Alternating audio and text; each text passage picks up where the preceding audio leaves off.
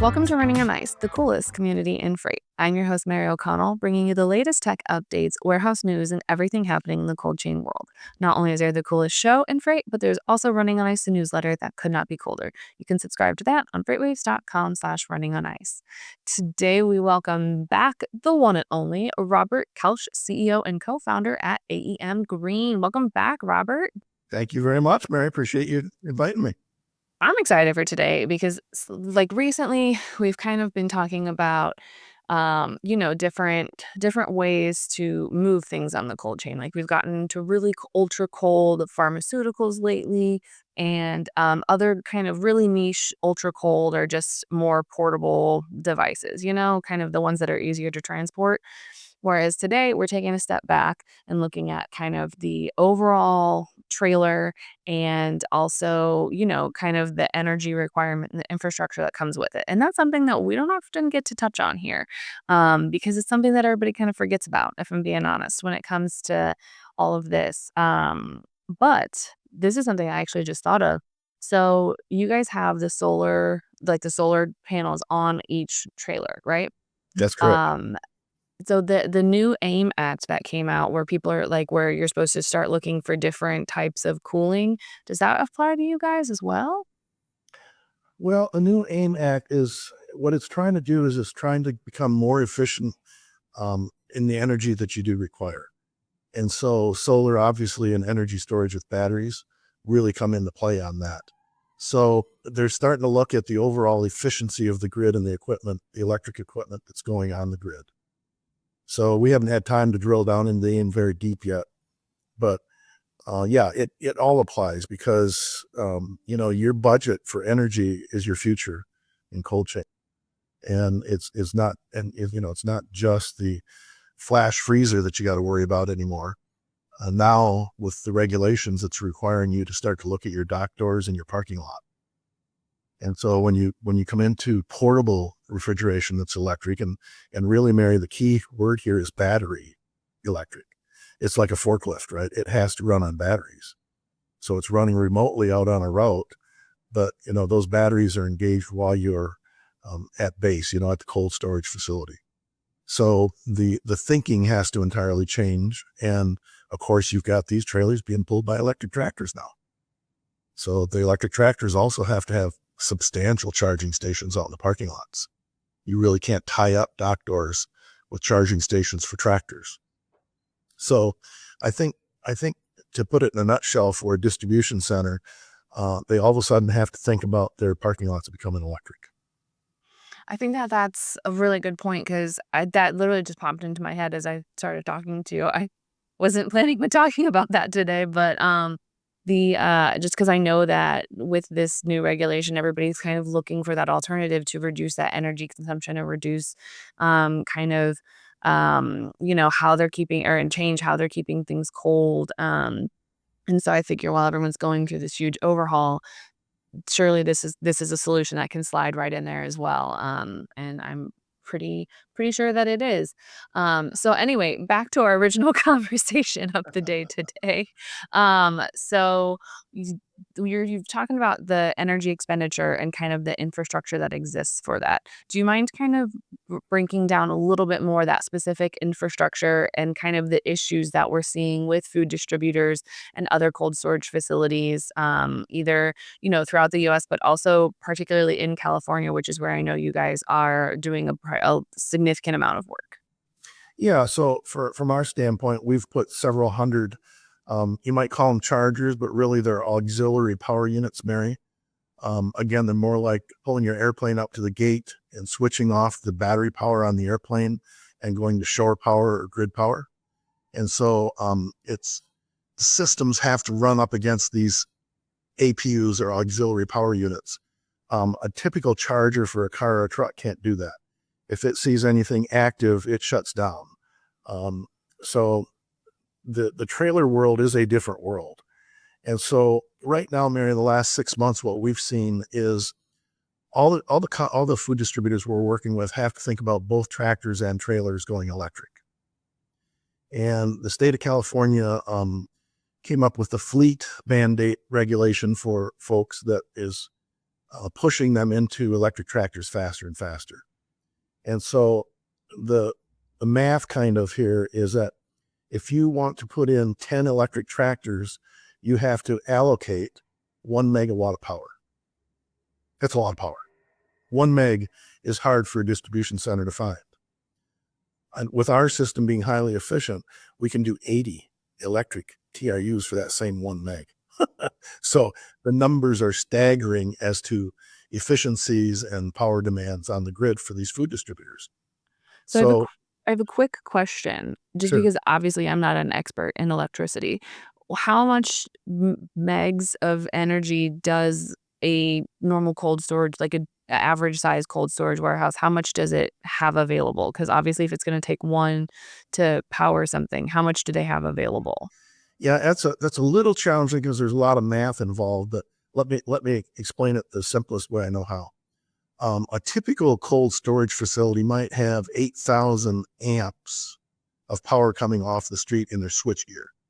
So the switchgear is the big, center where the power comes off the street from Southern Cal Edison or PG&E, and it comes into your building. And most facilities have been built out to 80% of that.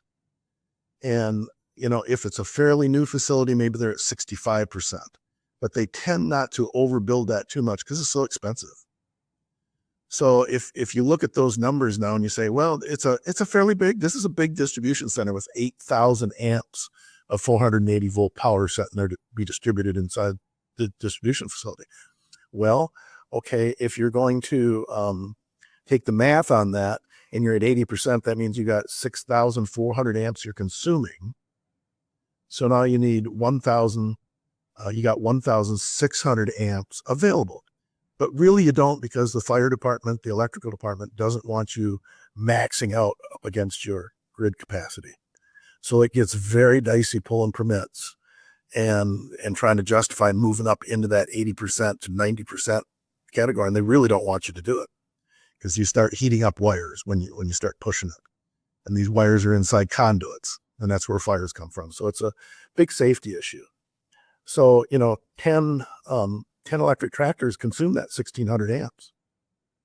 So that's how difficult trying to move electric trucks into your facility is. So, there's some solutions coming. There's some people with ideas, but in general, Mary, it's got to be energy storage in the form of batteries. And like almost everybody we're dealing with is going solar. So you combine that solar with energy storage batteries. And we're doing some tricks as well with other types of generating systems besides diesel.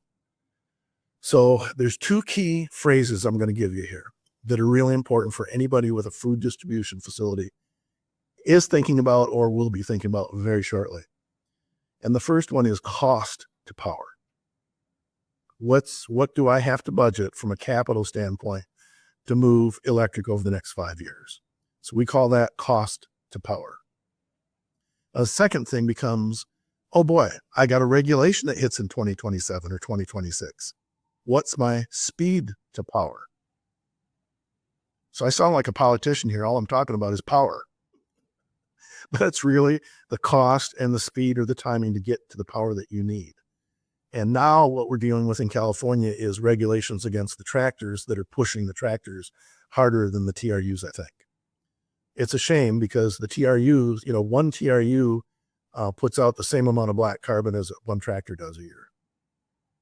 But, tractors are sexy. Everybody recognizes tractor. Nobody knows what a TRU is. 1 out of 10 people maybe, right? Yeah, it turns out, reefer units are not mainstream, They're Right. kind of like that, like, grungy alternative cousin that, like, just has really long, shaggy hair and always has, like, the weirdest clothing options, but yeah, no, it's something that not every like, that everybody's just like, "Oh, well, we don't need to focus on that, that's not important," like, because if unless you're in that reefer space, you don't think about it. That's not something that, that comes to the top of mind. It's just, "Oh, yeah, my reefer's there and it works." Yeah. Yeah. Yeah, and everybody, listening to this probably, realizes the difference between, produce operation, getting produce out to our stores for us. You can run all that stuff at 35 degrees and uh you get down in the freezer getting the frozen food, the dough, pizza dough. Look how big pizza's gotten in our country. Pizza dough and ice cream around and all the frozen products, it just consumes a tremendous amount of power.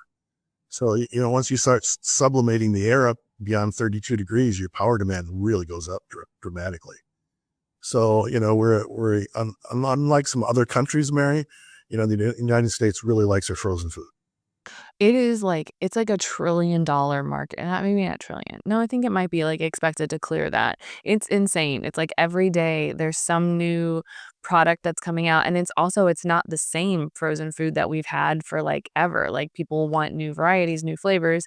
Like, I was just doing something the other day that found, that, people don't want the standard TV dinners anymore. They want, like, just something different, and I mean, that's to the point where I go to the grocery store and I'm like, "Where's this like, how are we gonna fit more frozen food in here?" Because like, they already have started like, some of my grocery stores have already taken the freezer cases and, like, put it in places that I'm like, "Okay, I guess this works."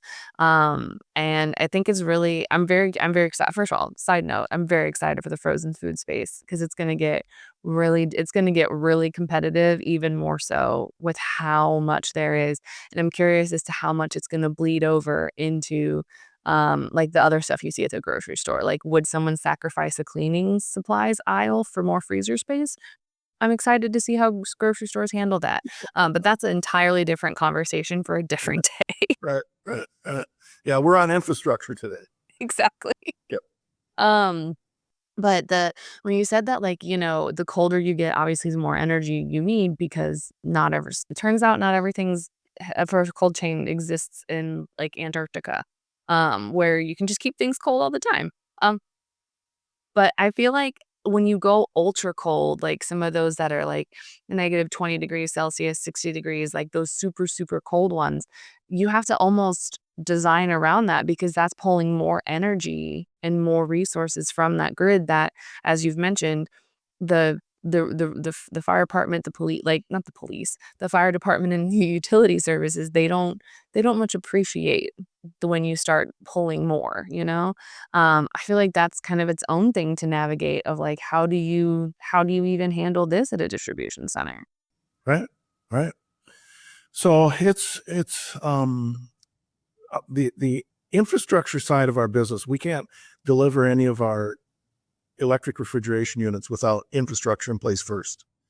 So it always, is 3 or 4 to 6 months ahead of, sometimes a year or two ahead of the machines arriving at a facility. So the infrastructure side of it has been traditionally about 25% of our business. This next year, we're probably going to be pushing 50% of our business being infrastructure because we have to do that planning now. And the next 2 years is really critical. 25, 26 are going to be super critical time periods for food distributors. And if they're not careful, they're really going to fall behind and get in trouble with regulations probably. Now, I don't know what the new administration will do and how that'll impact it. But I think we're in a particular area here where black carbon is the enemy. And I think even in the Trump administration, the black carbon is so bad for human beings that we're not talking about climate change anymore. We're not talking about, um, uh, the the the gases. We're really talking about fine particulate that's like radiation, and that's a serious deal for human beings. So this isn't pie in the sky or this isn't la la land. This is the real deal. And so for the next 2 years, it's going to be full on for the food distributor companies, speed to power and cost to power. So one of the things that you guys have, for someone who might not have watched our previous episode, the advantage that you guys have is that you guys are the low voltage option. So yes, you do come in with the infrastructure of a building, and it's a wireless plug-in system. So kind of like when you, for lack of a better analogy, it's like when you put your phone on like a wireless charging. It's that for your trailers, which is fantastic and we love it. But from the energy consumption perspective, do you mind kind of breaking down kind of that difference between that low voltage versus that high voltage, and just kind of why obviously low voltage is better other than from a whole host of safety problems? Sure, sure. Well, when you approach a problem, I think we all find that when we approach a problem, we look at it from our knowledge base and what we understand and what we don't understand. And so when you approach this problem of transport refrigeration units, where are you coming from? Is your experience in cargo containers, for instance? If it is, then you're going to think high voltage because that's the way we do it in cargo containers. So, if you're the main two players in the industry right now, your cargo container business is bigger than your trailer business. So it tends to impact how you think about trailers versus if you're outside the box coming from a different approach. You might look at it and say, well, wait a minute, from day one, everything I'm doing is running on batteries. So I think like a forklift guy, because those all run on batteries pretty much. I mean, sure, there's diesels out there and there's gas units out there, but in general, most places are running electric. So you have to think of this TRU world as a battery world. Well, as soon as you do that, it changes everything because these transport refrigeration units, they're 53 feet long, they're aluminum frames, they bounce down the road and have 8 G's impact on them, especially when they come back empty from a route. So they just take a hammer out, just start hammering on them, steady fire. And so they really take a lot of abuse. And when you do that and you combine that with high voltage wiring that runs hundreds of feet in a trailer, you really got a complicated situation. It's not just the plug-in at the tail of the trailer, but it is the entire high voltage wiring throughout the aluminum trailer. And the trailer people are terrified of it because now what we're doing is you can't hide all this up inside the frame. It's got to be to the outside of the frame and exposed to the road. And so, bouncing down the road, you got a lot of high voltage that real bad things can happen. And it's not just the safety issue, Mary, but it's how do you build reliability into something that's so dangerous that you have to have high voltage sensors on it to say, oh my God, we got a potential over short to frame, shut down everything. Well, I got $100,000 worth of product on board. I don't want to do that. So yeah, I hate to say it, but it's like you have to kind of dummy down your system to make it safe and to allow it to alarm and, okay, yeah, this could be an issue, but we can get back to base with it and we can limp home if we need to. And it's not going to affect the food temperatures because that's what we're all in this for, is to control food temperatures. So having a low voltage, high efficiency, it's both. It's not just low voltage safe, but it's higher efficiency because guess what? 15 years ago, we said, we're going to have to run off this 5,000 pound forklift battery. Lithium's not around yet. And thank God for lithium. It saved us about 4,000 pounds. So I think that's the key, Mary, is okay. Now you're, like we talked earlier, you're talking about cost and speed to get power out into your parking lots and your dock doors. How do you do that cost wise and safety wise? Because, a wrongful death suit is nothing any company can afford. And from a conscious standpoint, it's nothing you can sleep well at night about either. Because we know all these people that are touching these machines. And God, we don't ever want any of them being harmed. So low voltage is just so much safer. The forklift, industry has been there for decades with a really, really good safety record. And people just aren't exposed to the high voltage risk on a low voltage system. So when you get out in the parking lot, what does that mean to you, Mary? Well, that means that I can take all my high voltage that you have to move from your switch gear, like we talked about in the building. You got to go underground, line bore or saw cut and tear up somebody's parking lot. We always line bore, so we don't tear up a facility. You line bore out into a parking lot and you send your 500 amps or your 1,000 amps or whatever it is you got to send out to that parking lot. And then we bring it up in one place in the parking lot to transform it from high voltage to low voltage behind big bollards and, big cast iron frames and things that people can't back trailers through, and secure that high voltage so safe, and then distribute it out to 100 spots in the ground, low voltage, so nobody has any risk.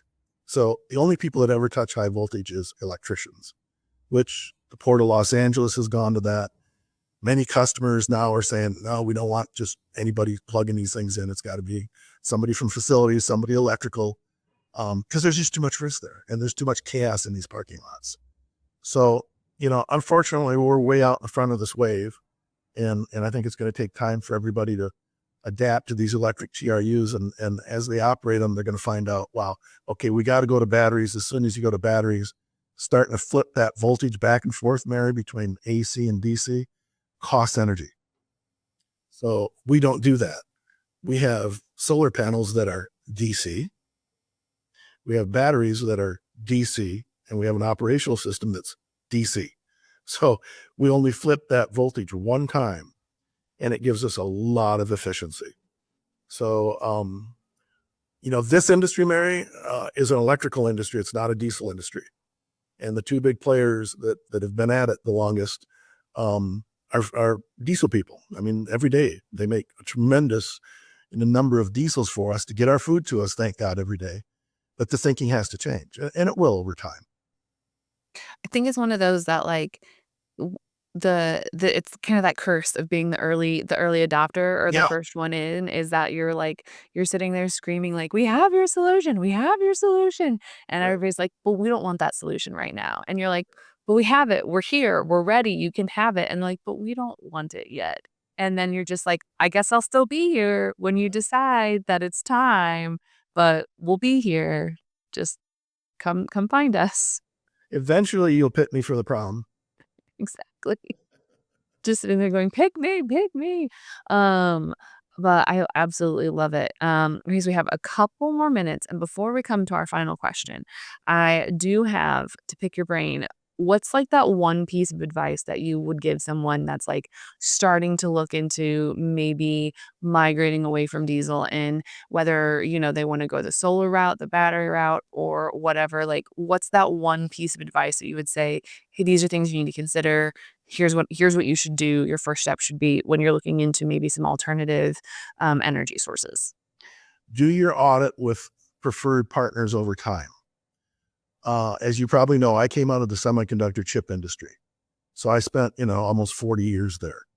And the way that Intel, the way that Motorola, the way that the chip companies around the world have survived and expanded is they pick their manufacturing partners very carefully. So those are long-term relationships. You can't make decisions for a $15 price tag over every 6 months and flip. You are really building a manufacturing facility to distribute your food. And now that it's electric, it's a lot like a semiconductor fab. It's all about power in a semiconductor fab, and how much that power costs you. And there's a lot of power consumed. So this is a power game we're in now. And you need to look at how would I put it? Your background history on your vendor that you're selecting and what they're telling you your future is going to look like at your food distribution center.